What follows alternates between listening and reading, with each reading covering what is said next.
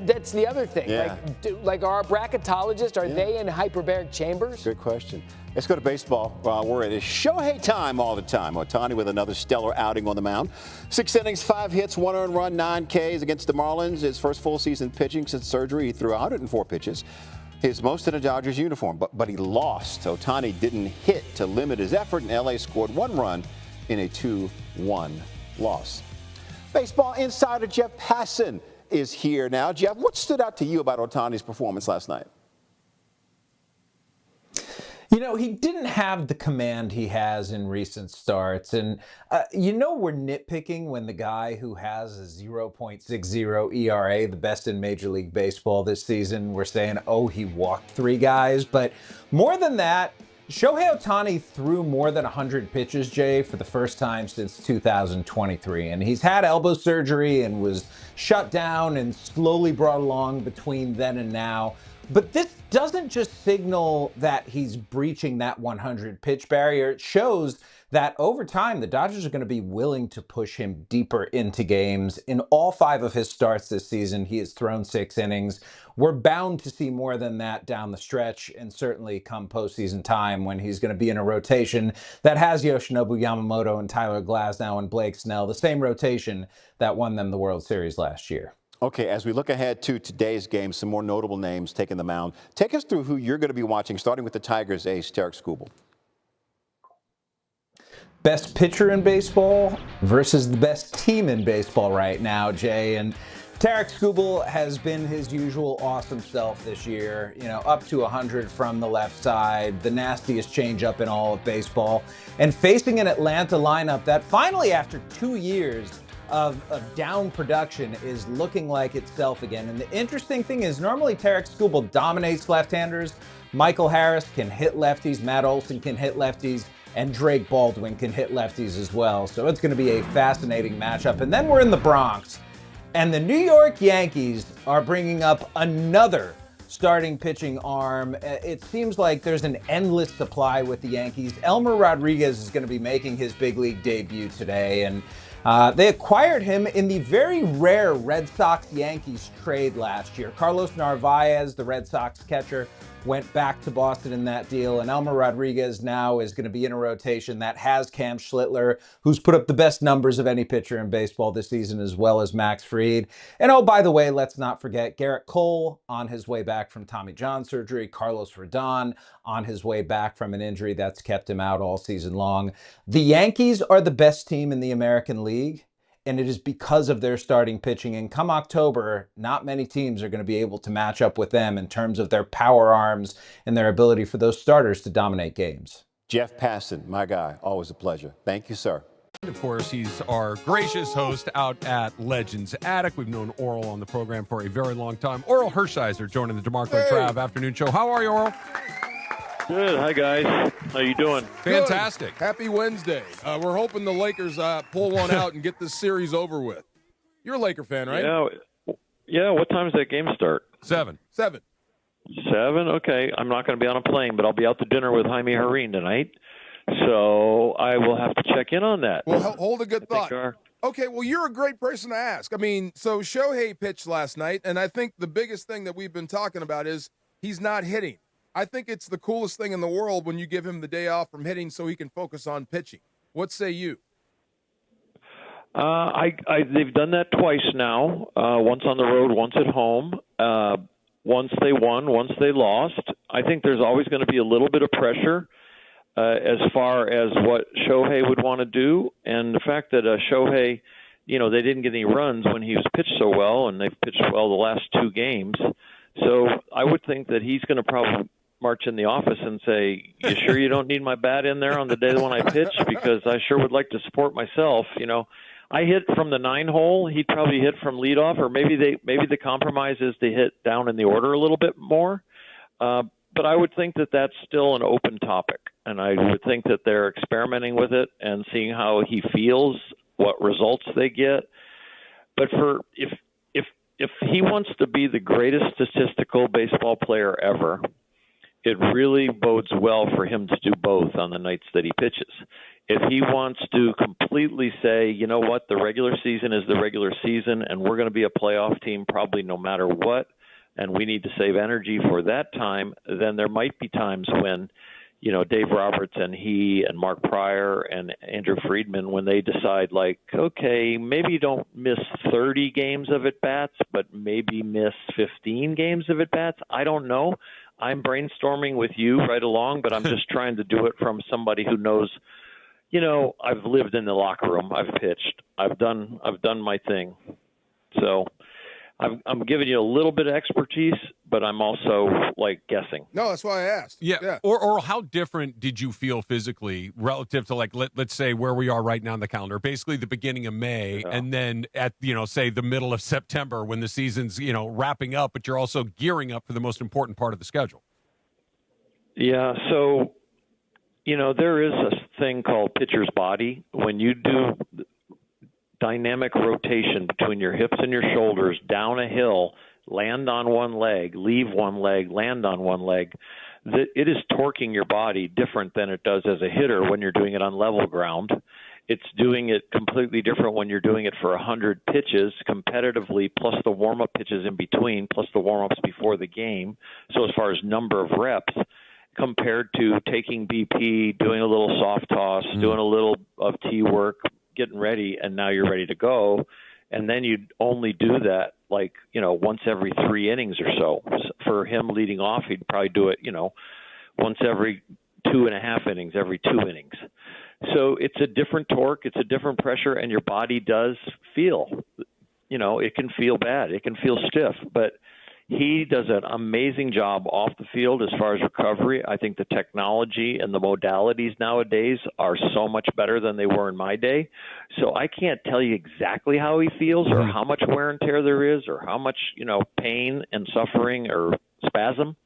But there definitely is wear and tear, and it's definitely at a high level.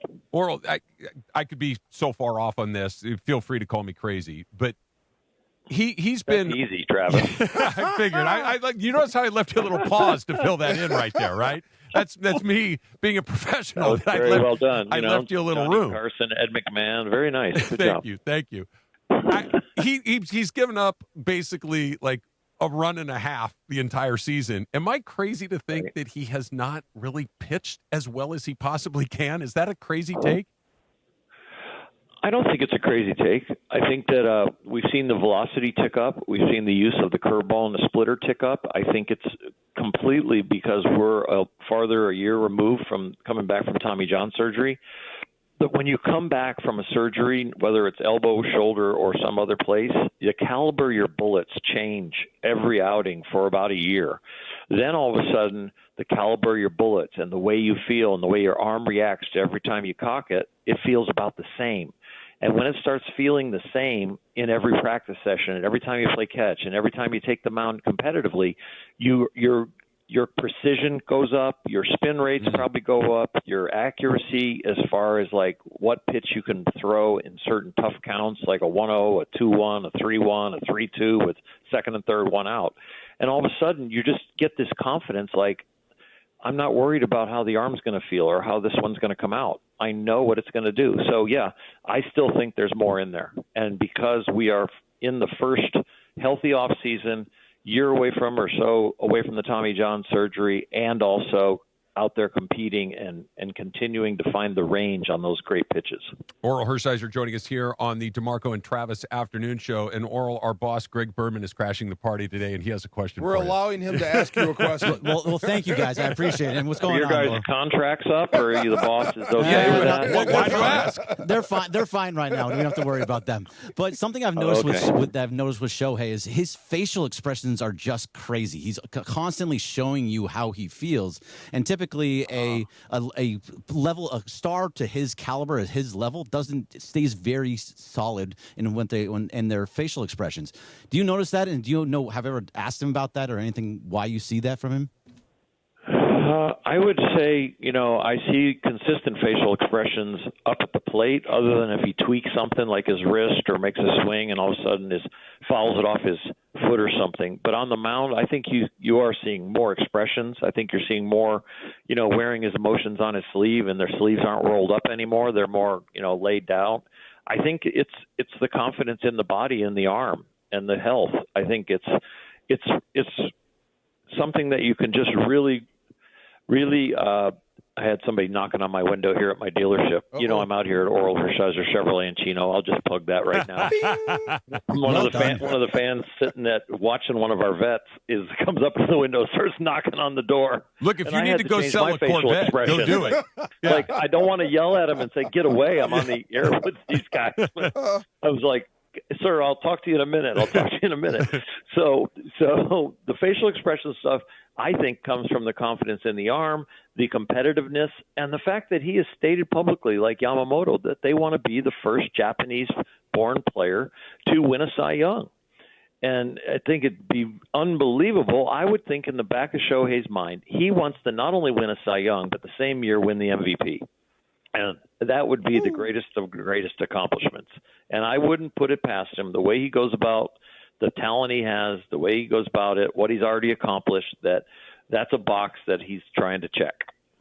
That would be unbelievable. You would be the best athlete, in my opinion, if you can do that, MVP and Cy Young, because that's impossible. Speaking of that, the pressure of expectation. So I wonder your thoughts on Roki Sasaki and his improvement. I think they continue to try and make improvements, and he's developing at the big league level. We're fortunate to be an organization that can have somebody with his talent develop at the big league level. He's a special talent, and that's why they signed him, and that's why they went after him and got him. But in the midst of that, there are special talents that have to learn to be more refined. He's starting to refine himself as far as throwing more strikes, as far as landing his split finger, as far as adjusting the grip on the split finger. Yamamoto made those adjustments too when he came over with the terrible outing in Korea, and then started to make adjustments and get better. I think all of them do. I think back to Walker Buehler when I was in uniform in spring training and was assigned by Rick Honeycutt to be Walker's kind of mentor. I remember conversations early on, and I remember conversations a year later, and I remember conversations 2 years later, and then I remember conversations right before he's making the last outs in the World Series, and he's spreading his arms like, "Are you pleased now?" or whatever that saying is. Are you entertained? Are you entertained? Yeah. Are you entertained? Well, we're more than entertained, Walker. You're the world champion, so we're very entertained at the same time you're asking us. But yeah, I think there's so much growth, and I think with Sasaki, not only is the growth going to be physical, but I think it really is going to be mental, where the league says that's not good enough, and the individual who was able to overpower any league, any batter he was ever in, learns that, oh my God, the league is telling me the truth. And that takes a little bit longer with guys with elite ability, because they have never really been confronted with failure or even a glimmer of failure where, you mean that's not the right pitch? You mean that one that they used to swing at all the time is a ball now, and these guys can take it? So that information is going into somebody who is super confident, super talented, and has a super unbelievable resume. And it takes a little longer for that message from the league to say, you're going to have to be a little better. Oral Hershiser joining us here on the DeMarco and Travis show. And Oral, each time that you and I talk, it seems like there's a new Legends Attic. There's the one in Claremont that we've been to many times. There's the House Rules at HPC. And now you've got your store at ONT Field in Ontario. Where's the fourth location? Are you guys scouting spots, or what's up? Well, we're in negotiation with 2 or 3 places. All right. And we're excited. We're excited about the dealership. We're excited about Legends Attic and the different places. We're excited, to still be up there with Capozio Buick GMC and still have a great relationship with Rotolo Chevrolet. So, my life really changed when all the guys that rooted for me started to own companies. I started a business life after baseball, but it seemed like everybody I was calling on that was excited to get my call was too young, and they were in kind of middle management. So I said, you know what, I'm going to shut this goal down for a while, and I shut it down for about 10 years. And now the guys that we call on and I talk to and are experts and high integrity and kind of like me, they used to have posters in their room, like my partner Eddie Alzade. So So it's kind of fun. The right friends to have. I love the business life. And you know what I love about this? Both things that I'm majorly involved with, which is Legends Attic and the car dealership, you know, we make people smile. And I love the fact, like in the car business, there's a win and a loss. The win is you've made somebody smile and they got the deal they wanted and they got in the vehicle they wanted. They pulled out and they're smiling and they're happy and they got the new car smell and they're just feeling ridiculously great about themselves.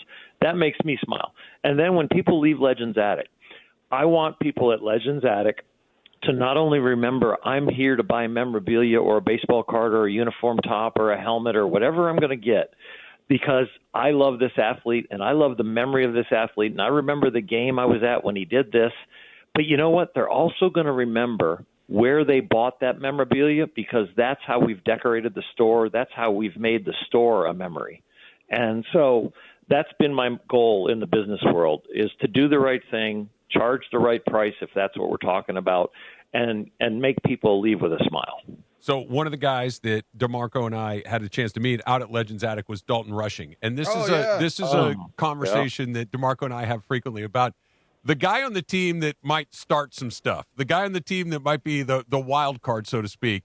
Is it safe to assume that Dalton Rushing is that guy, the guy that you don't want to mess with? It's just, you know, like he's the spark plug, so to speak. Is he the guy?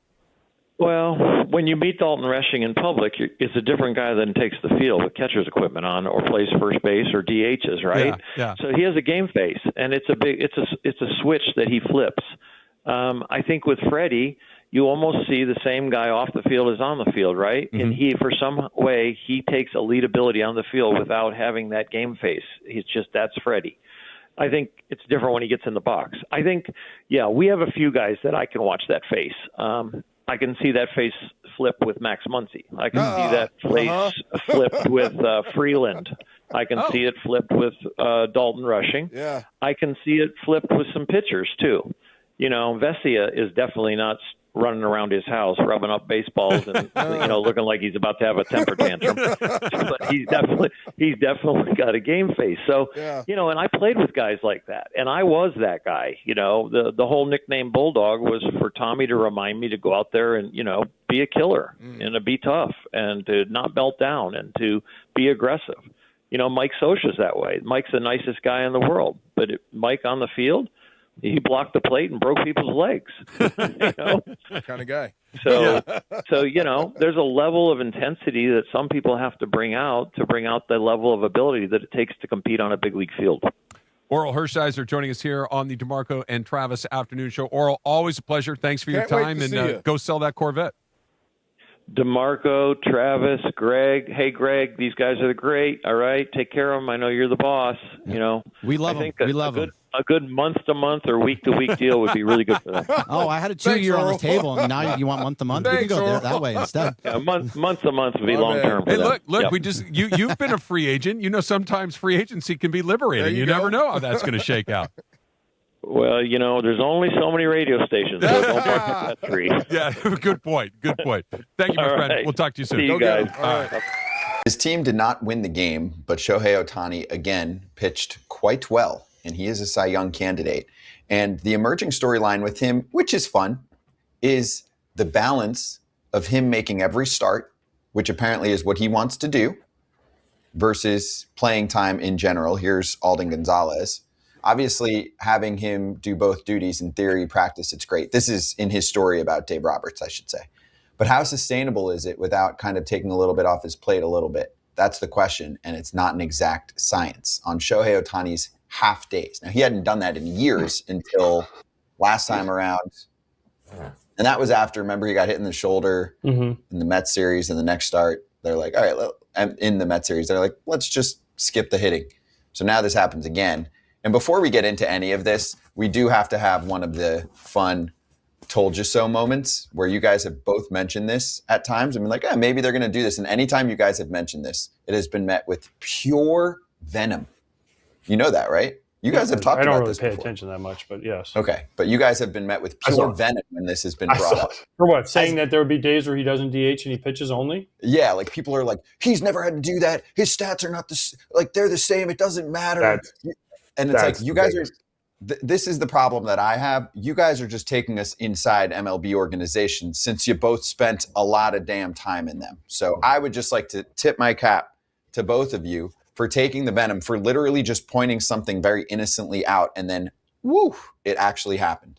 Good job. So I like this, AJ. They're going to balance a little PT, maybe occasionally, maybe half the starts he doesn't hit. And guess what? If he makes every start, you might win the Cy Young Award, and that's a big accomplishment for him, and that's called working with your superstar. But that's what he wants. And isn't that okay if the Dodgers say, that's cool, what he wants. As long as he hits in the playoffs, I don't care what he does, because they're going to be in the playoffs, so as long as he hits in the playoffs. Right, and don't you think Andrew Friedman and the front office are saying the same thing? Like, cool, as long as you hit in the playoffs, as long as you feel good the whole year, we'll let you make all of your starts. Just work with us. And Ohtani already said, again after this game, that he said, I'm going to respect the decision regardless whether I'm pitching or doing both. I understand the importance of getting to the end of the season with everybody healthy. So talking with the training staff, talking with the team, I think it's really important that the team makes the decision on what's good for the team. So he's saying the negotiation's playing out publicly, AJ. Mm-hmm. Doc said, we hear you. You want to make all your starts and maybe win a Cy Young Award with your 0.60 ERA over 30 innings so far this year. He says, cool, you guys tell me how I can do that and make you guys feel comfortable that I'm going to be good for October. Handshake done, stud. Yeah. Yeah. I mean, it all comes down to what's more valuable, I guess. But his 50-50 year is pretty valuable. But he didn't pitch. I know. That's why he was able to put up those numbers, because remember, he didn't pitch that year. So I think he'll pitch when he wants to, like we kind of already talked about a little bit, and they'll let him hit when he wants to. But I like this idea. You're taking a little bit off his plate, because we've never seen anybody be able to do this. Because remember, back in Anaheim, he used to have to take like the day off before he pitched or the day after he pitched. That was I think the first early. year. But he had to do it because it's a lot. So here we go. He's 31 years old now, and he's going to have to figure out a way to keep him on the field. That's the most important thing. So if he's got to take a day off or two DHing, okay. There's rarely do you get hurt on one play. It's the culmination of never recovering. It's all the wear and tear. And so the Dodgers are trying their best. Nobody's ever navigated these waters. So they're trying their best. And they're not just like, Shohei, how do you feel? Oh, I feel good. Okay, Shohei, go ahead. There's so many different things. And do they use all the mechanics? Do they use all of the different gadgets? I don't know. But there's ways to see how elevated his heart rate got during the game, how quickly it comes down. What does that mean for recovery? The only reason I said the fact that if he pitches an entire season and he hits, his hitting will not be as good is because I watched games. I watched games when he would get into the 7th inning of a game and he'd go to try to leg out a triple or a double. You could see his legs. He was running differently. If you don't believe me, go back and watch the highlights. I'm not saying everyone, so for people who want to cherry pick, but there's a different level of exertion that nobody has ever experienced. And so for the Dodgers doing this, it's great. It's okay if you only hit 35 home runs. It's okay if you don't get all 700 at-bats that you want. Because he really, and I don't know that I've heard him say he wants a Cy Young, but the way he's pitching, he clearly is like, this might be the best my arm feels this year and next year to win a Cy Young. So I'm going to go for it. And also, he was on 5 days rest. That's less than usual. But he doesn't normally do that. I mean, right. So 5 days rest is more than most guys get still, though. But not him, right? So he pitched on the 22nd. So he's going to have to go back to 6 days.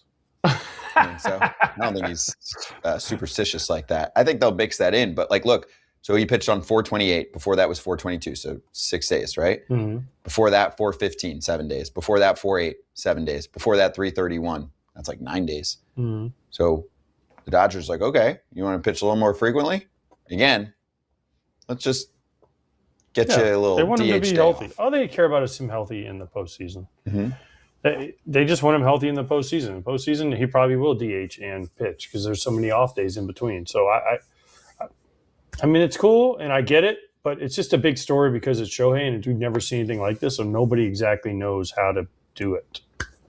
And how much do you push it? How much? Like, what's the point? So I'm sure if Shohei has said, I want to win a Cy Young, and he watches Foul Territory religiously, he knows he has to make his starts to win the Cy Young. So, hey, I want to win the Cy Young, Andrew Friedman, Dave Roberts. Okay, that's fine, but we're going to sit you down some of these games that you're pitching. You're not going to DH. No, I still want to hit too. Then we can't have you start. Like we've set out the whole 7 days rest, 6 days rest. He's like, no, I want to get after it. I want to win the Cy Young because it's the one thing that I haven't done, and I'm just an absolute cyborg if I do it. And I think there's probably some kind of negotiations. Just my opinion, but there has to be a give and take because AJ said it. He's 31 years old, and he's doing something that even 23-year-olds can't do for half a season. And I love that they called him, what is it, half-time player or something? Like, he started the game. He was a starting pitcher. That's a full-time player. Oh, I get what you're saying. Well, he did half what he usually does. But they called him, they didn't say it was half Shohei. I forget what the exact quote was, but he did what everybody does. He did what Yamamoto is going to do when he makes his start. Glasnow's throwing for him today when he makes his start. Like, all these dudes make their starts. That's their full-time job. So to say Shohei did a half-time or he was only working part-time last night is so hilarious.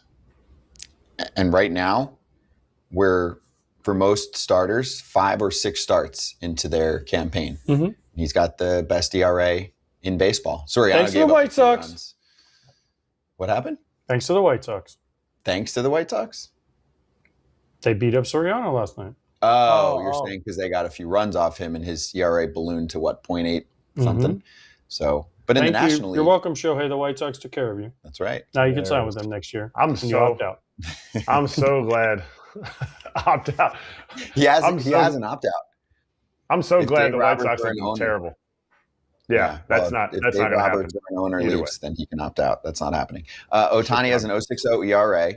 The competition right now, do you know has the second best ERA in the National League? I don't think you're going to get it. I really don't. And me saying that should already tell you. Glasnow? He's 8th in the National League. Give me a division. National League West. Stop. National League West. Kind of I don't want to say it's a trick question, but hey, he's up there too. These are some of the candidates for Shohei. Dollander has a 2.25 ERA in 32 innings, and that's Colorado. Yeah. Who's second? Justin Robleski. Oh, I forgot. 1.5 in 30 innings. Wow. For him. Wow. He's been fantastic. Yeah, I mean, it's just weird that there's 2 guys on their team. By the way, Clay Holmes is dealing. He dealt again last night. They need to pitch him every day. 1.75 in 6 starts for him. Elder's Bryce Elder, really good. 1.95. What's Sale?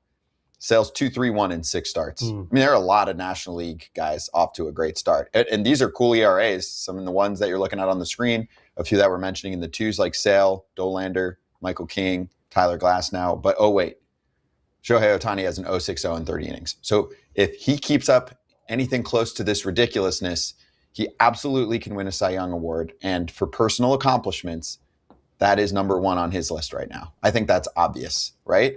Can you take a two-way player who is DHing almost every day and have him be the best starting pitcher in the National League and win an award like that? It would just be another notch, Kratz. Looks like my lock from the beginning of the year might hit under 50 home runs for Shohei Ohtani. Because, I mean, if he is really focused on winning a Cy Young and he says, this is what I want to do, and he does it, like, that's a joke. Like, he's making a mockery of our game with the ability that he has to just say, you know what, I'm going to focus a little bit more on that. You know what, I don't have to pitch. Besides rehabbing my arm, I'm going to go out and hit 50 homers. Like, oh, you want me to steal bases? Sure, 50 of those too. Oh, I'm going to go. I can't wait till he starts playing the outfield when he's like 35. That'll be fun to watch too. He's definitely going to play the outfield one day. Remember when he did that? He did do that. When did he do that? Yeah, he did. Really? Sure, yeah. He did that with the Angels? I thought so. Yeah. Did he not? Maybe for one. I don't know.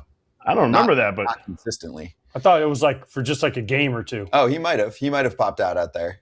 For anybody who gets sick of us talking about Shohei, stop. Like, stop getting sick of us talking about Shohei, because his, like, what he does, even the first time I ever saw him at 19, I was more impressed with how fast he ran, and the dude was throwing 100 miles an hour at 19 years old. Like, there's so many things that he can do. He played, it says 7 games in the outfield. Yeah, he had 8 innings total in 2021. Yeah, I mean, it was quick, but he did play in the outfield a few times. He's going. That. No wonder he won the MVP. He is a versatile player. If you're sick of us talking about him, then foul territory in 1920 wouldn't have worked either. We would have talked about Babe Ruth a lot, and Ohtani's much better.